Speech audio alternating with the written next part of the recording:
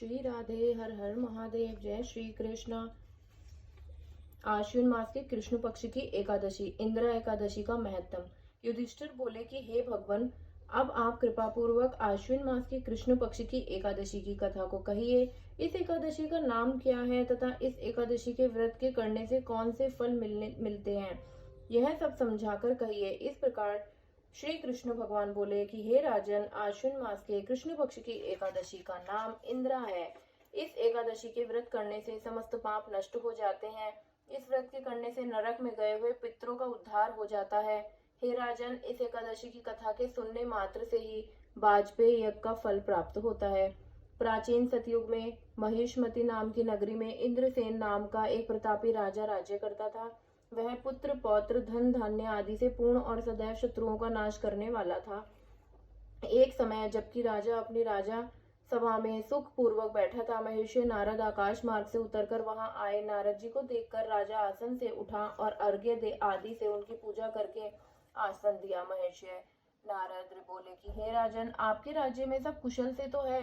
मैं आपकी धर्मपरायणता देखकर अत्यंत प्रसन्न हूँ।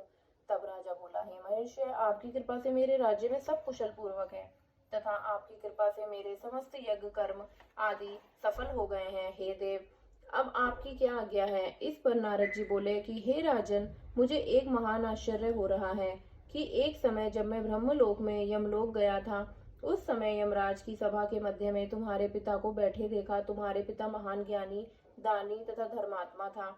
वह एकादशी के व्रत के बिगड़ जाने से यमलोक को गया है।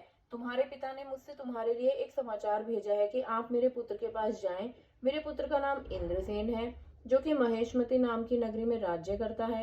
मुझे किसी पूर्व जन्म के बुरे कर्म के कारण यह लोक मिला है। यदि मेरा पुत्र इंद्रसेन आश्विन मास के कृष्ण पक्ष की इंदिरा एकादशी का व्रत करे और उस व्रत के फल को मुझे दे दे, तो मुझे और मेरी मुक्ति हो जाए। इस लोक से छूटकर स्वर्ग लोक में वास करने लगूं। तब राजा ने महर्षि नारद जी के पिता से के ऐसे दुख पूर्वक वाक्यों को सुना तो उसे महान दुख हुआ और इंदिरा एकादशी के व्रत की विधि पूछने लगा कि हे नारद जी, अब आप मुझे इस एकादशी के व्रत की विधि बताइए।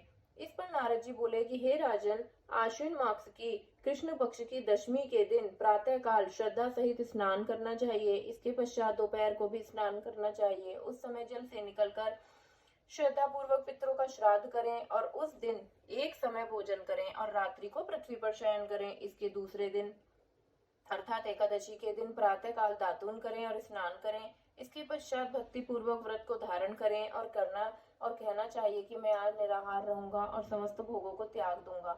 इसके पश्चात कल भोजन करूंगा। हे भगवान, आप मेरी रक्षा करने वाले हैं, आप मेरे व्रत को संपूर्ण कराइए। इस प्रकार आचरण करके दोपहर को शालिग्राम जी की मूर्ति को स्थापित करें और उत्तम ब्राह्मण को बुलाकर भोजन कराएं और दक्षिणा दें। भोजन में से कुछ हिस्से को गौ को दें और विष्णु भगवान की धूप दीप नैवेद्य आदि से पूजा करें और रात्रि को जागरण करें।